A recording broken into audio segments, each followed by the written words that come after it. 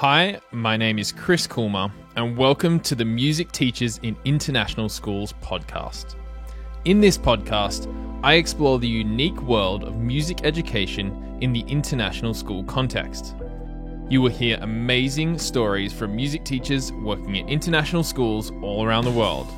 Learn tips and tricks from a global community of leading music ed experts, and be inspired to develop your capacity to be truly international in your approach to music education.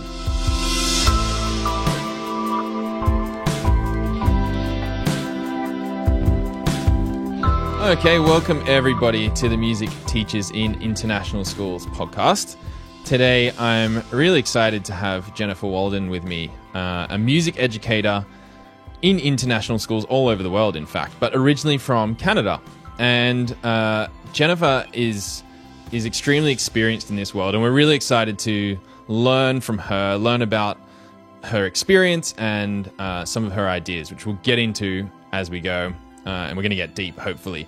So just to give you a bit of background on Jennifer, she is a music educator, as I said, but she describes her approach to music education as truly global, teaching culturally diverse understanding, awareness, and appreciation through music. She's worked in international schools in Taiwan, Colombia, Syria, Malaysia, Singapore, the Netherlands, Canada, Venezuela, and now she's in the Dominican Republic. Jennifer's presented at over 50 conferences and has multiple publications in academic journals. And I learned about Jennifer through one of these journals. It was an autoethnographic study with a great title. I like the title straight away. The title is A Drum, a Gong, and a Lion, Culturally Diverse Music in International Schools. So Jennifer's going to explore, hopefully, this culturally diverse music idea, and let's get into it. So how are you doing, Jennifer? I'm great, thanks. Great. So let's start off. One of my favorite questions, I think. Can you tell us, what was your initial journey to international school music teaching? Gosh, it started way back. I graduated from my bachelor's degree, and the choices of where to do student teaching, or practicum as they sometimes call it, were in these small little towns, and it sounded very boring to me. And then they said, we do have an international student teaching program. And I was like, yes. My father was a musician and a traveler. And so I really had gotten inspiration from him. And so they sent me to Taipei American School in Taiwan. And honestly, I had to look up Taiwan was at that time, because this was back in the early 80s, 1980s. And so that's what got me launched. And when I got there, I realized that there's this whole huge world of international teaching. And that's where it started. That is cool. So this was the 80s, going to Taiwan. Yeah, before internet, before a lot of things. Yeah. That is awesome. So you're currently in the Dominican Republic. Yes. What's one thing you love most about living and working there? I have to admit, one of the things is proximity to Canada is really nice. Also, though, living, one would say, an island life, but experiencing that kind of culture that lives with just a different sense of time and urgency, perhaps, and learning to really adapt and to do one's best to function. And when I say function, I mean just to let some of your own assumptions go and live within that type of culture. And the students themselves are very, let's see, you would say that, I guess they're more emotional when things happen, and a very different thing from when I worked in schools in Asia, for example. And I am generalizing, but it is very noticeable to be in a country where, first of all, the beach is really important to almost every Dominican. And and traveling to the beach. And also family is extremely important. And there will be times where a reason for not attending school might be something that we, or myself from my initial culture in Canada, would be, well, you just go to school and then do that later, as opposed to, well, no, this is family. This comes first. And learning then to really embrace that and embrace that idea as you work with these students, and really integrate that in, that knowing that family is important, and that life in terms of being together with people is super important. And so then using that in the classroom, I think that that's one of the things I notice about working there. Living there is pretty fantastic. Because the beach is not far away, but at the same time, a couple hours and you're in the mountains, and it's very, very diverse there. They have the chilly mountain climates, and then sand dunes, and like I say, beautiful beaches, and also the music is really great too. So being able to immerse oneself in all that is very nice at this stage in my career, for sure. That's so great. And let's go to the music side of things. How have you experienced the music in Dominican Republic so far? Well, there are, for example, they have I would say these two general streams, if we want to call them that. One is a very Western based, which is the Conservatory of Music, and it's again very Western, concert band type stuff and string orchestra, and these are encouraged and brought right from youth. They have youth symphony and youth wind bands, and then there is the stream more of the local traditional music, which you'll find many pockets of that in the city. And also in areas outside of the city, you can go to different villages where you're going to find just really great palos music, which is usually a, set of congas, the guira, and that's a, and also the tambora, which is a double-headed drum. One is hand, one is with a stick. And you really can find that music almost anywhere, it seems. And especially, on the beaches, you'll find merengue bands. And part of it is for the tourists. But then you'll find them even more so on the beaches where tourists don't really go. It's more the local people go there. And so it's beautiful to see, too, that the children as well learn many of the rhythms, and they know the instruments, and they also love to dance. And so you've got this culture that's not inhibited about dancing. And as soon as they hear the music start up, they're going, and they've got their merengue going, and they've got their moves all down. So it's such an enjoyable culture in terms of their own traditional music. Merengue, bachata are two of the very popular forms of music there. And then you get more of the popular, like the pop music culture, which is reggaeton. And yes, there's reggaeton everywhere in the Dominican. Amazing that reggaeton has exploded as much as it has. Is the reggaeton, can I jump in? Is the reggaeton the kind of key rhythm? It's the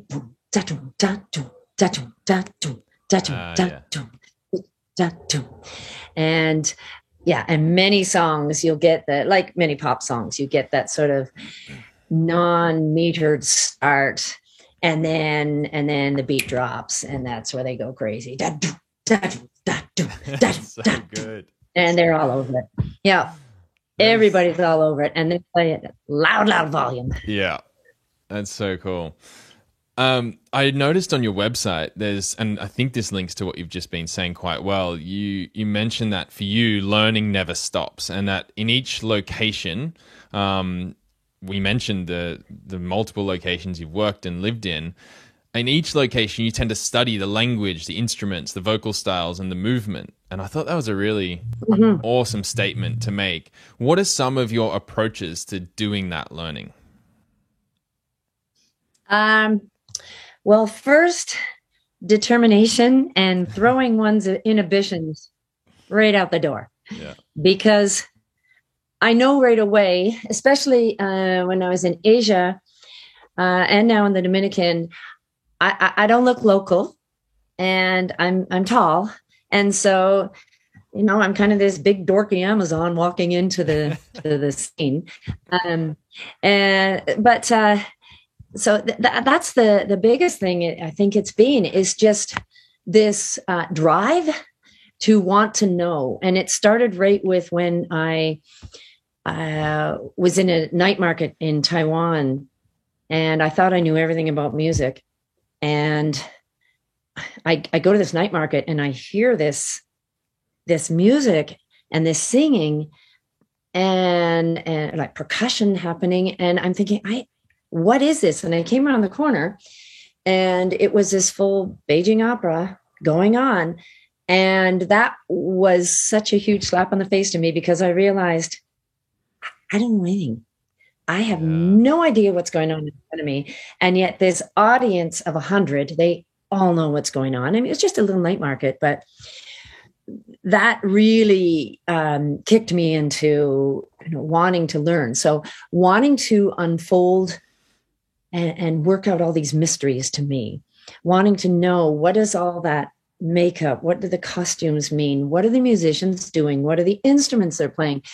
And so I went down to the local Beijing Opera School, and just my Chinese at that time was terrible, but just got across that we didn't have Google Translate on the phone there, but I really wanted to learn, so they just let me come down and observe, and then I studied it.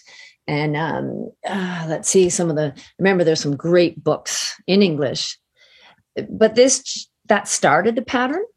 And I remember when I then moved to Colombia, actually, I knew there was this cumbia music. And again, it was like, I can't stand not knowing. I have to know what they're doing and get through all this mystery and know where the music fits and know who listens to it, who plays it. And so that really has happened in each country. It's been more difficult in some and then very easy in some countries. But really then looking at through the lens of a teacher, and how can I now use this integrated into the curriculum for my students? Yeah. Let's go to teaching then, because that's a really nice segue, and international school teaching specifically. So one of my favorite questions, in your opinion, what makes a good international school music teacher? Well, I think I've mentioned a few things. One of them, letting your inhibitions go and being bold, advocating for your program. And when I say advocating, I don't mean sticking to a Eurocentric curriculum and advocating for that. It's more advocating for what's best for these students, and especially now with inclusivity and diversity, some equality. This just ties so beautifully in. So I think an international music teacher, one, they are going to go to that school knowing there are tons of resources right outside the school. You have to just hunt for them. It's someone who taps into also the local hire at the school. I think of Venezuela when I was there, and there was this Venezuelan group, the Paranderos, And they were so gracious, and they let me play with them. And I played the cuatro with them, and then also the upright bass when they needed a bass player. But the learning that went on in that, and I think of all these pieces that are in meter in fives, and at first you're just going crazy because you're always counting, and then you learn the songs well enough to just feel them. And you realize this is how they learn. This is how they've grown up with this. It's not, I'm bringing in my Western stuff of thinking I've got to count in fives. But anyway, so a teacher who is really ready to throw themselves into those learning situations and not worry about being wrong, and find people who are happy to let you learn, or even observe. Because you learn a lot doing that as well. I think it's a teacher who realizes that what they say in the classroom is crucial. And this is a point that I try and bring up in no matter what workshops, clinics, talks, presentations I'm doing, is the way many teachers talk about music infers that there is Western music and the other. And just, I'm not sure if you want some examples, but there are some very simple and very powerful examples.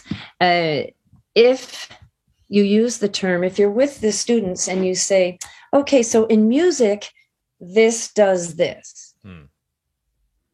Already you have created this assumption of values that it's only this music, whatever music you're studying. Whereas you should be saying in this music, et cetera, et cetera, et cetera. And then paralleling that with, there are many other styles and kinds of music and genres of music. And that might not happen in that, but in this music, this happens. And so I try and always prefix it with that. I think, again, a good international music teacher is going to have examples, visuals on the walls. I like to have examples of different notation. When someone asks me, do you read music? I will answer, well, I read a number of kinds of music. Do you mean standard staff notation? Do you mean sargam? Do you mean cipher, maqam? But there are, what was the other one I was looking at? There's a style of rap notation as well. And so having those up on the wall, and students then are not assuming that Western standard notation is the only style of notation.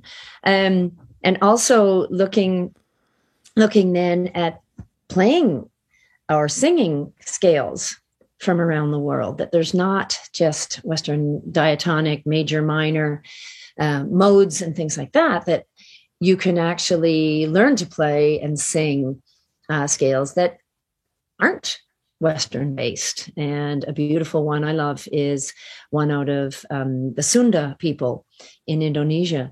And so once my students learn to sing or play in cipher, 1, 2, 3, 4, 5, 6, 7, 8. Then I'll say, okay, let's take away the 2s and the 6s, and let's play that. Or let's take away the 4s and the 7s, and you get a pentatonic scale. Or let's flatten the 3rd and the 6th. And then you've got the Japanese Hirajoshi scale. So, and I've done this with little guys too, from first grade onward, just really keeping them aware in everything we do. When we talk about harmony, that's very much a time when you have to say, in this music, in Western music, there is this idea of harmony. Not all musics around the world have the idea of harmony.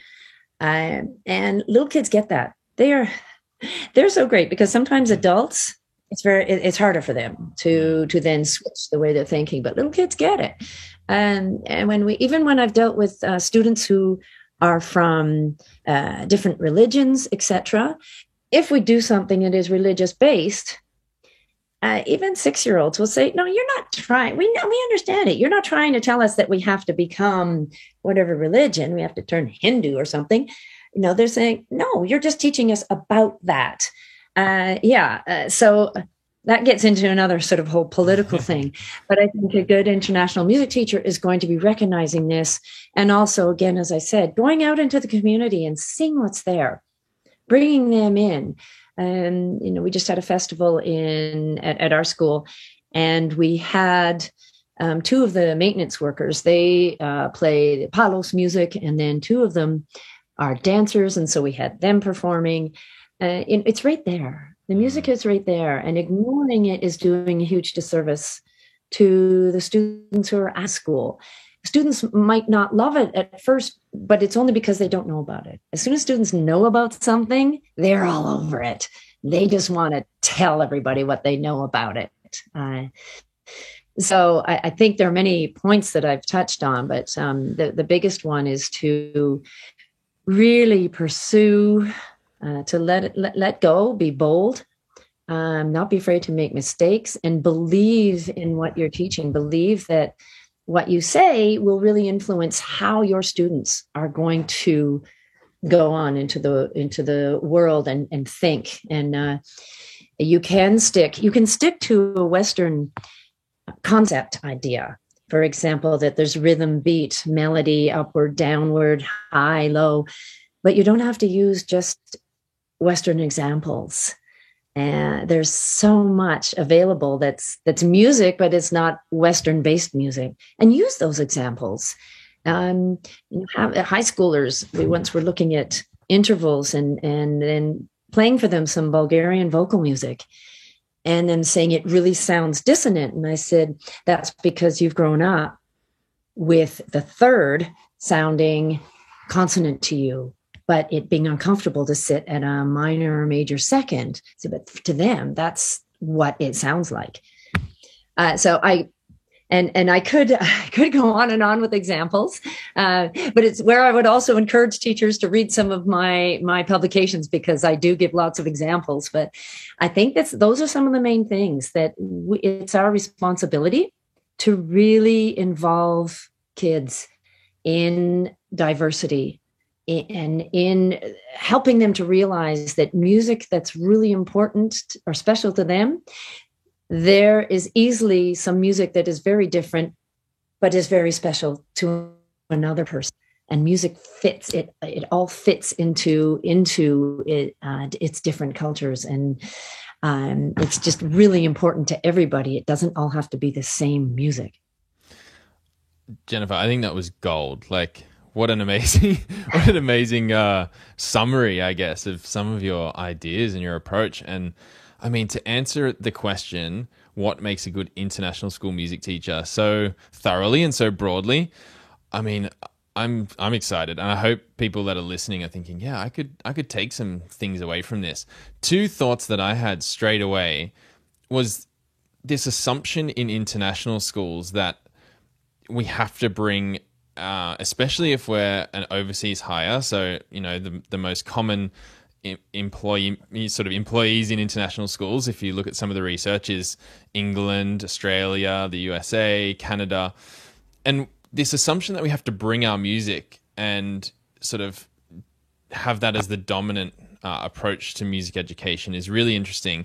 And I often wonder if that links to the traditional international school model of expat schools, essentially. When international schools first were popping up, they were catering to the global workforce and expatriate people. But nowadays, as research suggests, there's so many students from all over the world, including a majority of local students in a school. And I think what you're saying about coming in with open-mindedness and teaching musics, or this music or that music, really would help with potentially with that idea that an international school is not maybe what it used to be, and that it does cater to a real interesting mix of individuals. I don't know if you would resonate with that now. And maybe the question that I'd like to sort of ask on the back of that is, What have you seen change over the years in international schools as a music educator? Have you seen that change with student populations and how you've approached music education? Or has it been, let's just explore that. What have you seen? Yeah, I think, I'm sorry, my internet was kind of wobbling there for a moment. Okay. So if I'm on the wrong track, let me know. But I think what you're asking is, over the years, looking at, in my experience, if there have been changes in international schools and music teaching, and also looking at the student demographics. Yes. and the experience. Okay, yeah, I think there are a few avenues on that question. The one being looking at the shall we say, the thirst for, oh my gosh, we really want to be able to teach. At that time, it was called multicultural music in our classes, and that was certainly in the late 80s and 90s that this idea was becoming more and more popular, and there were a lot of conferences.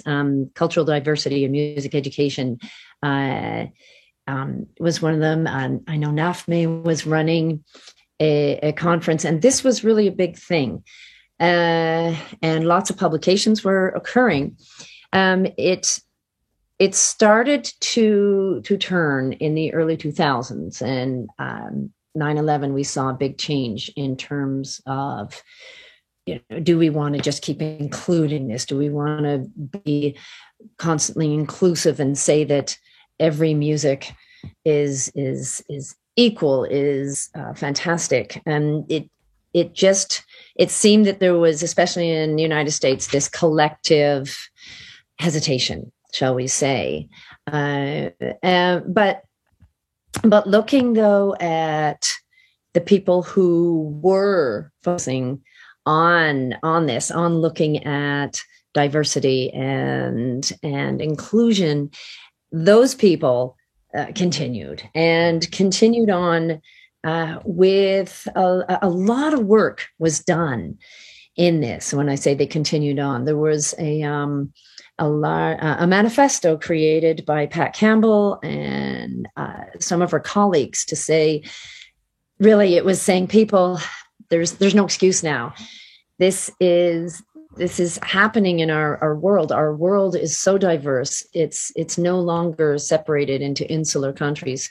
Our students need to know what is happening culturally and musically, and we are in a position to do this. I think also there has been a shift in the population of many international schools. And I say this when I look at places like Asia, and I know in South America now it's happening as well. And there might be some teachers who are listening who are saying, well, no, that's not happening in our school. And I do understand that. But the internationalism of a lot of schools has altered. I won't say changed completely, but altered. And I think this is part of this question, because it does get to then working with students. What I found in the 80s and 90s was we had a very broad demographic of students and families from really all over the world.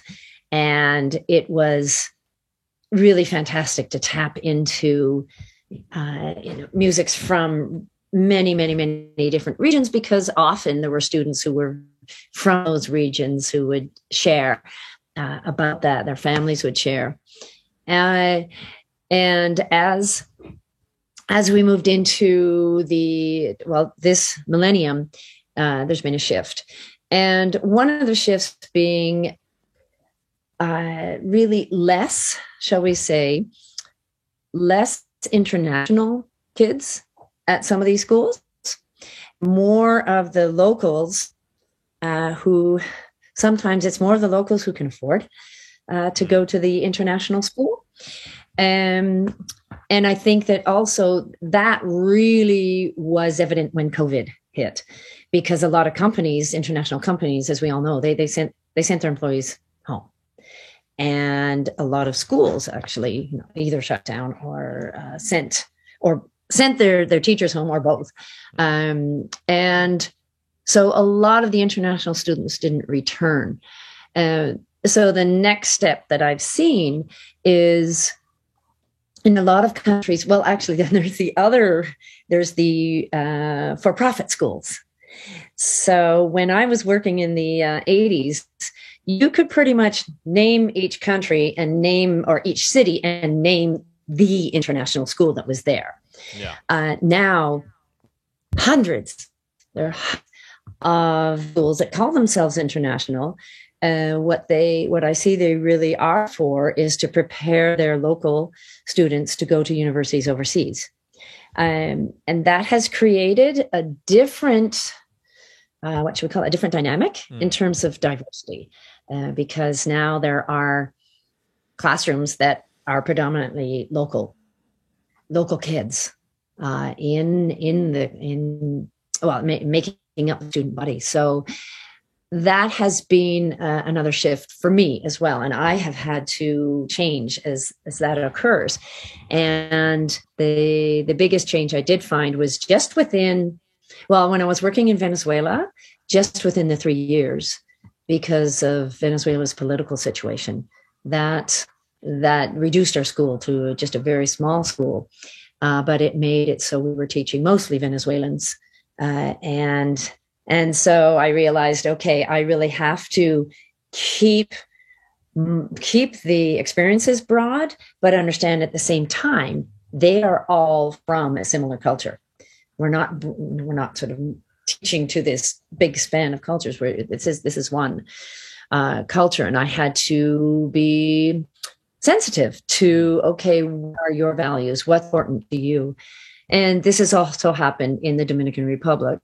That our school has been in the past more international, but it's very much now more of a legacy school.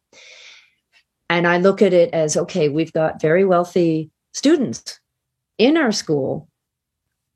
And at the same time, these are students who are going to be going out into this world and perhaps making important decisions.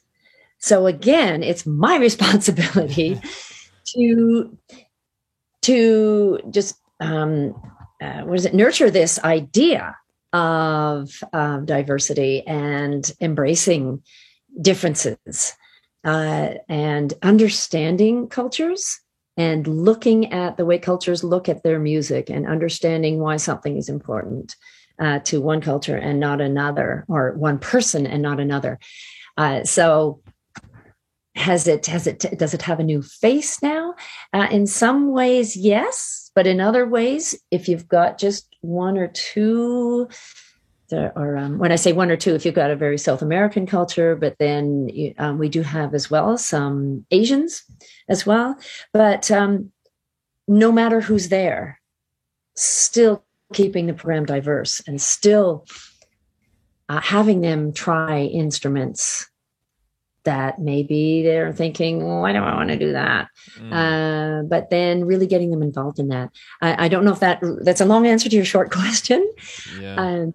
But you're looking at changes I've seen over the years, and that is certainly some of them. One of the things, though, I have never not been supported at a school where I'm working.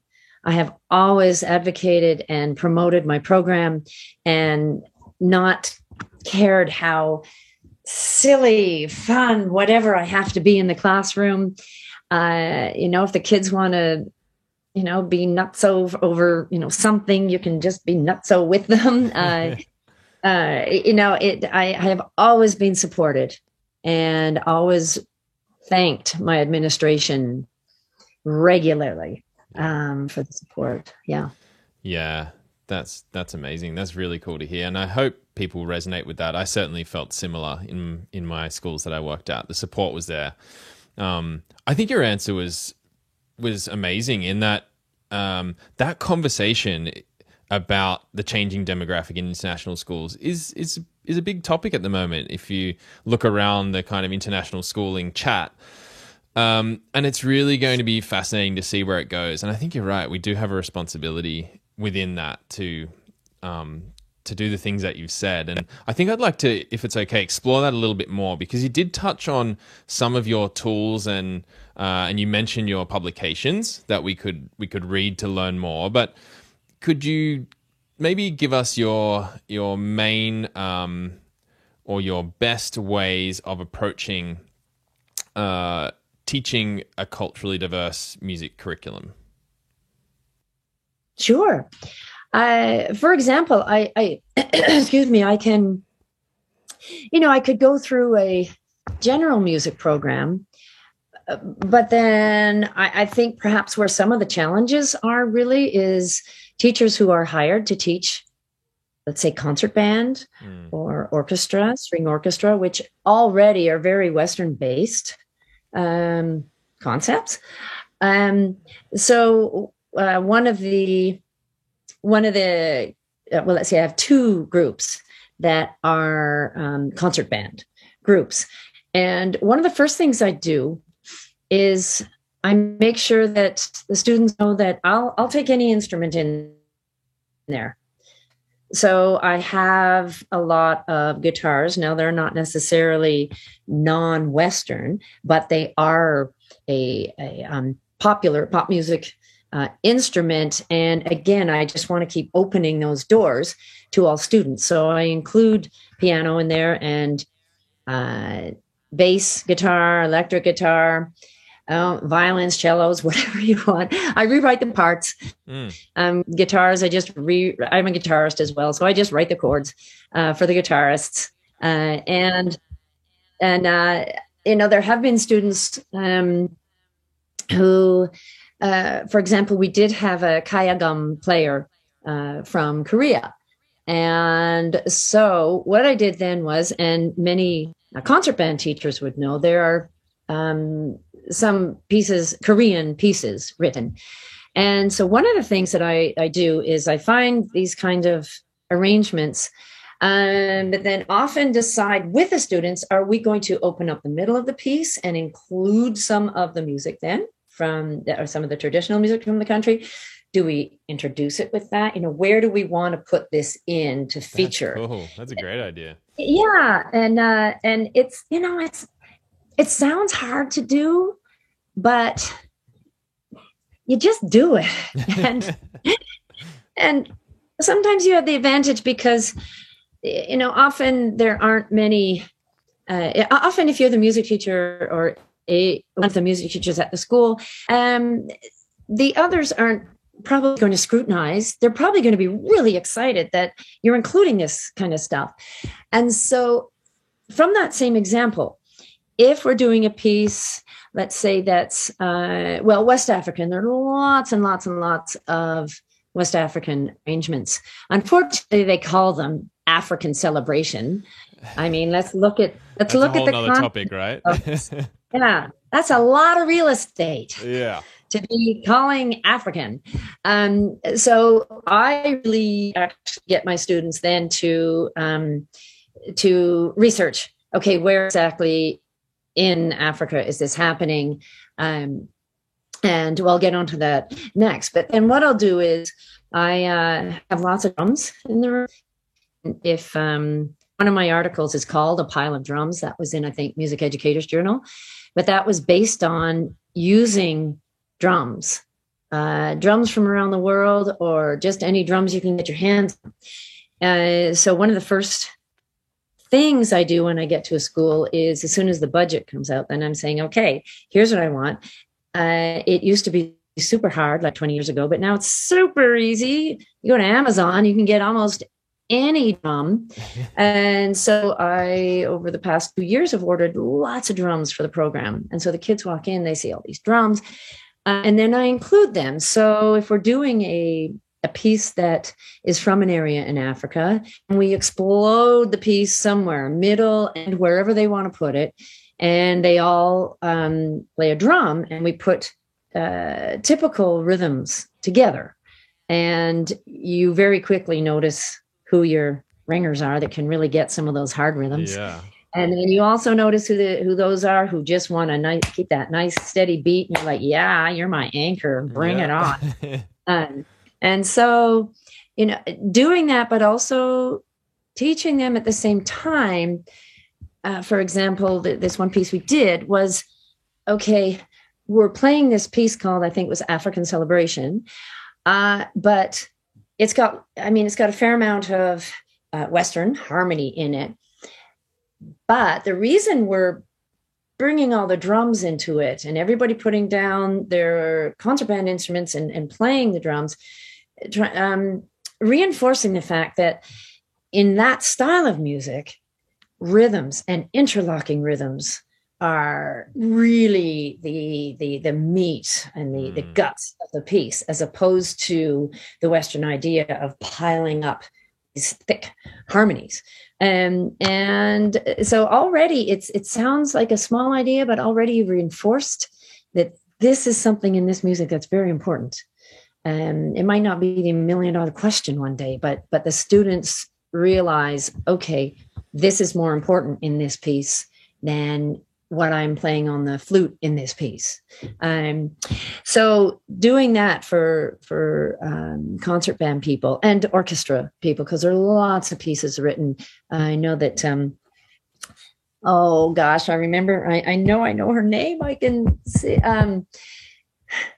I can't remember now. Sorry, everybody. A great arranger for young string orchestras. She's Korean American, I believe, but she does lots of pieces from everywhere. So it's bringing in rhythms and instruments, if you have them, from those countries, and letting the students try.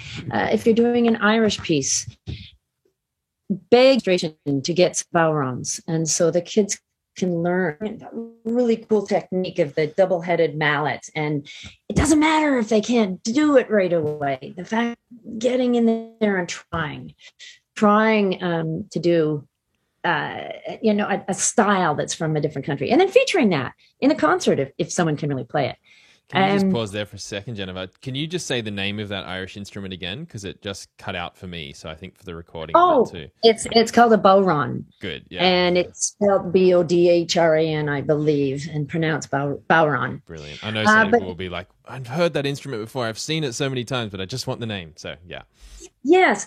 And the thing is, also beg your administration for frame drums that are about, this big, because those then can become Malaysian kompangs. They can become the Irish bodhrán. They can become, so many, the Native American drum.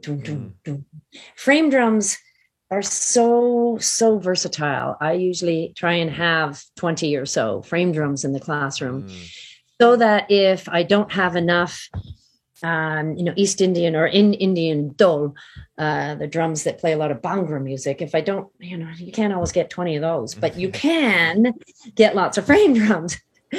Though I will admit, my husband is like, Jennifer, most of our shipment is drums. I did pare that down, and so now I just tell the administration to get drums. So that's one of the things is playing arrangements that are from different countries, but not just playing them, getting some of the rhythms in, getting the students playing the rhythms. And the second thing in terms of that is I also get the students to research basically the how, when, why, where, who, and students work in teams of 3 or 4, and they have one thing they have to research. And it might be how does the music fit into the culture? And so then each group does a very short presentation, and it is short. It really doesn't have to be a big thing, but it's doing the piece and the culture justice that the students are finding out about it. I was quite surprised when we did a merengue piece, how much the local students, even though they knew merengue, knew how to dance to merengue, love merengue, they didn't really know the history of merengue and the movement.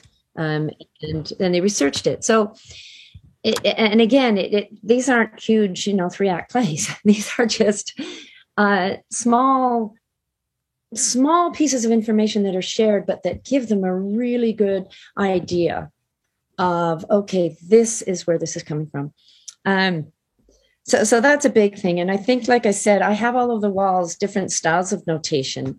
I also have bulletin boards where it'll say what's on your playlist, and the students all photographed of their favorite artist of the time.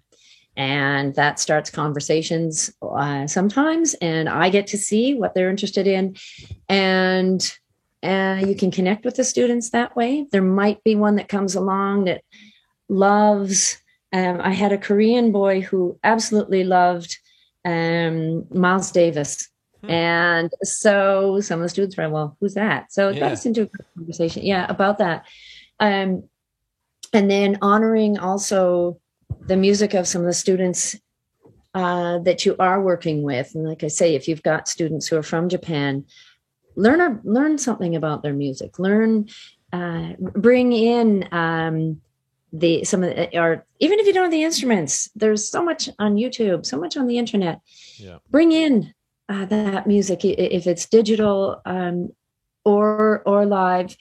Also, it made me think too about looking at, again, the students who are in there, but also connecting it to things. If you're looking at, like I was saying earlier, you're looking at seconds in Western music, minor and major seconds, and talking about what some ears might call dissonant, but other ears, they say, no, that's kind of like, that's normal. Or that's what we value in sound. And so if you're looking at any concepts, looking at rhythms, looking at the way melody moves, even it can be in a general music class, but then again, in a concert band class, looking at the way the melody moves in a piece you're doing, and then relate that, find other examples, but not Western examples. Find examples from around the world. And it's so easy. Again, I have done lots of searches where I just go right into YouTube and I can put in really high music. And I like that. Seriously. It's a great search term. Yes. There's so many examples. And like I say, I could go on and on. Yeah. But really thinking as a teacher, how can we approach all of these concepts that are in the piece we're working on, and explode these from a global perspective? I love this idea about exploding a piece. Fantastic concept, and I'm sure we could ask more about that, and it'd be great to see some examples. Let's talk about. You kind of went there before when you spoke about African music, and then you quickly gave us more context about West Africa and which area, which region, which drum, in fact. I think this is a really important conversation, and it's come up a few times in the music teachers in international schools community. This idea of cultural appropriation. How can we best approach culturally diverse musics in a way that is, I guess, genuine? Yeah. Authenticity has been a conversation for decades now. Authenticity, tokenism, and sometimes some of it is more the bureaucrats trying to, I don't know, make themselves sound academic. And because sometimes it's we're being made to worry about something more than it needs to be. What I mean by that, because I know that might make some people go, yikes.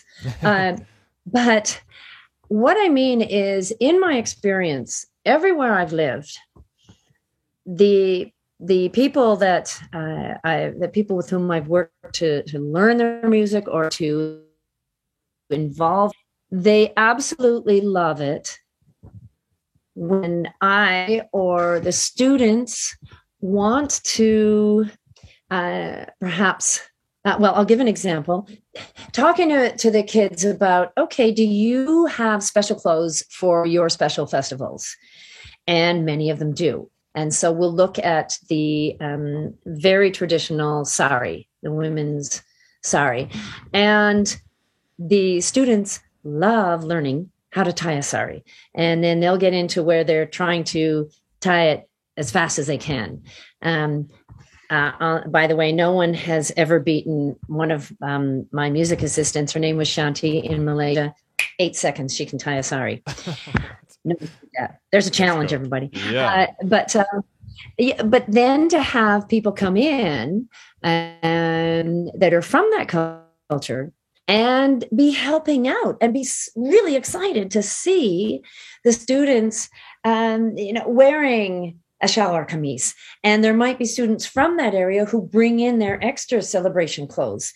And the other kids want to try them on. They want to wear them. They want to see what it feels like. And they want to, have them then design, okay, what colors would you use if you have them?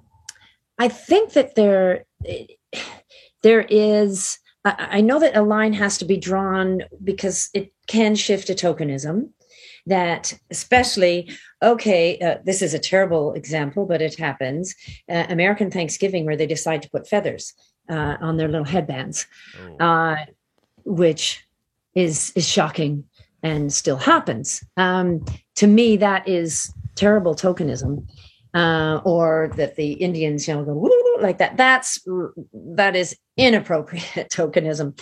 But I think when you are in a place where the students are learning and they're wanting to experiment and try, I have never had a problem with the host culture or traditional, what would you say, the culture bearers feeling like it's appropriation when the students want to play, sing, perform something as close to the tradition as they can.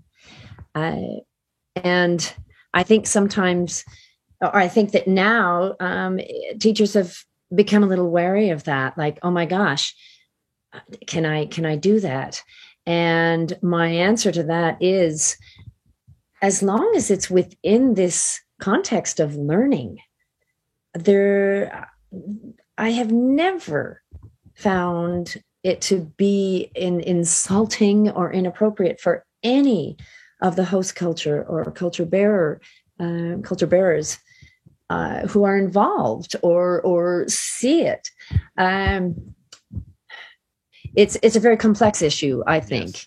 But at the same time, I think it keeps coming down to this idea of context. I will never teach a class and hand them djembes and say, okay, now we're playing African music because we're pounding on the djembes.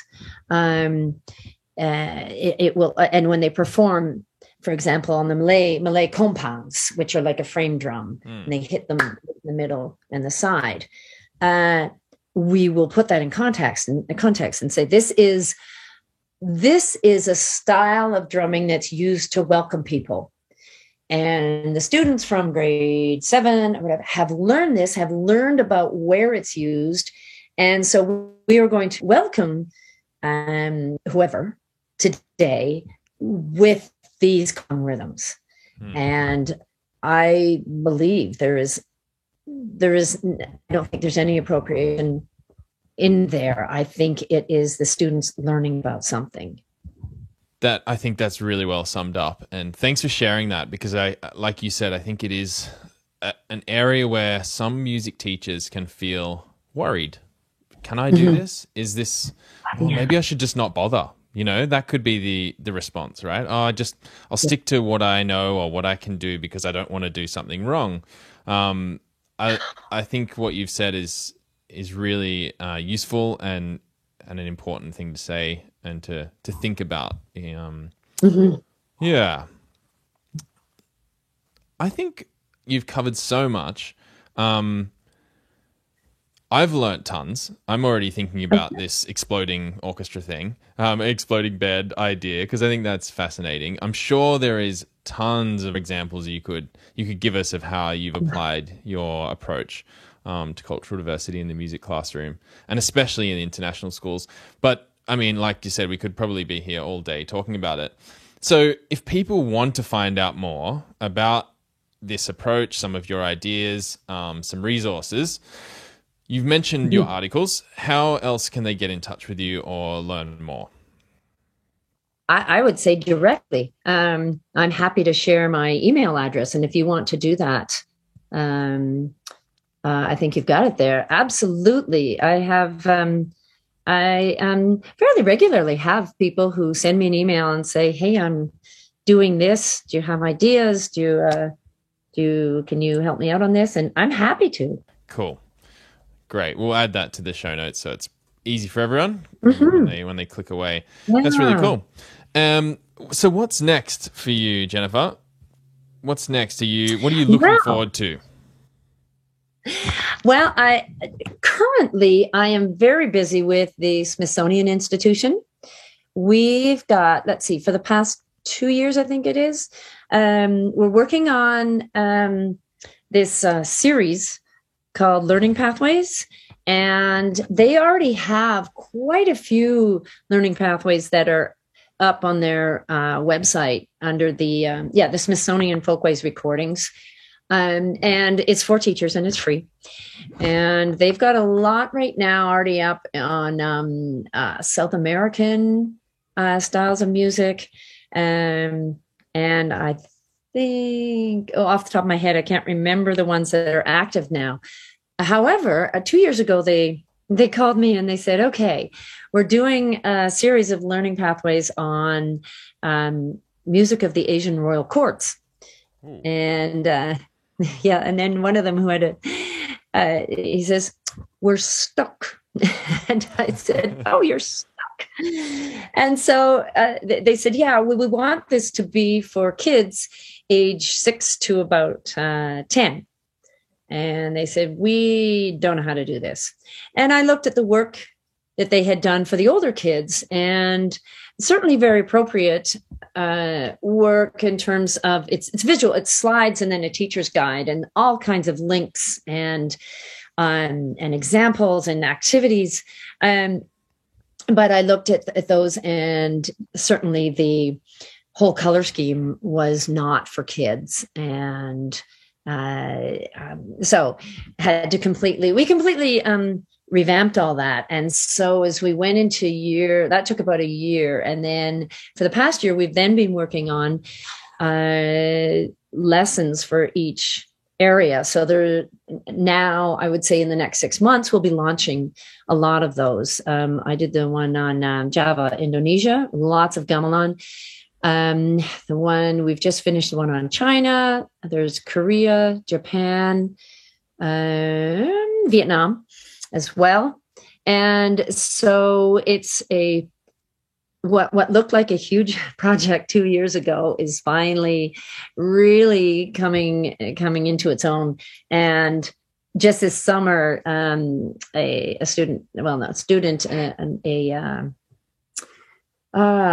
expert in Chinese music, she and I put together the lessons on China, the music of the Chinese court.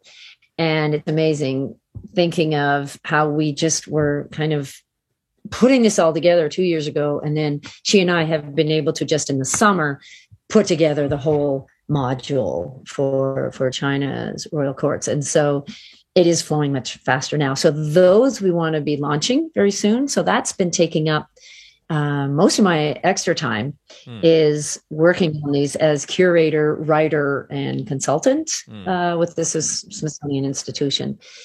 So that's happening. And I'm not sure if things will just transition to full-time doing that kind of work because I love what's happening in my classroom. It's research, research is happening all the time. And I have students doing reflective writing, and I just keep gathering this because a lot of them really do get it when it comes to just cultural appreciation and diversity and inclusion. And so I would say looking toward my next article, possibly I'm still kicking around ideas for the book that I would like to write on really looking at teachers and engagement and how to be that engaging teacher in a culturally diverse classroom. So there's another long answer to your short question, but that's where I'm going, and really doing a lot of work as well, continuing to work with the colleagues that I've worked with for years and years, Harb Skippers, Pat Campbell, for sure. And then really looking at the upcoming people like yourself who are really interested in this. And it is very refreshing to see that there are people who are getting into the field and who are really interested in, and just really, encouraging and seeing all these people doing it. So those are my directions right now. Exciting. They sound like fantastic opportunities. And I think we'll try and link in the Smithsonian Institute Learning Pathways resources, because if there's something there and if there's more coming, the resources you mentioned, the Royal Court of Asia, like amazing. What an interesting way to look at music. And I mean, again, we'll probably go a whole nother conversation just on that, but I think that'll be really useful for people. Sounds great. And good luck with that. That sounds really exciting. Oh, thanks. Yeah. I think we're going to wrap it up if that's okay, Jennifer. Is there anything else that you wanted to share that we didn't kind of cover? I think that I think that I covered most of it, and really, reinforcing this idea of being bold and not thinking that that the Western doctrine is the only way to go, and not thinking that that's the baseline. The baseline is really the whole world. And you can start from wherever you want, because it's music and it's important. And everybody has a music that they love, or many that they love. So be bold, jump in, don't worry. The baseline is the whole world. I love that. Wow. Well, thank you so much. Again, as I said, we'll add links to your email address, website, the Smithsonian, that's a mouthful for an Australian, the Smithsonian Institute resources. And hopefully people will get in touch with you. We hope to see you around the traps at maybe some conferences and upcoming academic papers and your book. So much there. And again, thank you so much, Jennifer, for your time and for giving us all your wisdom and insight into this really important, tricky, and exciting field, I think, for international school music educators. So thank you. Well, you're absolutely welcome. And yes, like you say, anybody is welcome to contact me. And thank you very much. It's been a delight. Thank you for listening to this episode of the Music Teachers in International Schools podcast. Listen to other episodes by visiting mtiis.com, or learn more about our community on Facebook by simply searching for Music Teachers in International Schools. If you know someone who you think I should get on the podcast, I'd love to hear from you. You can find me at chriskoelma.com, ChrisKoelma.com. See you next time.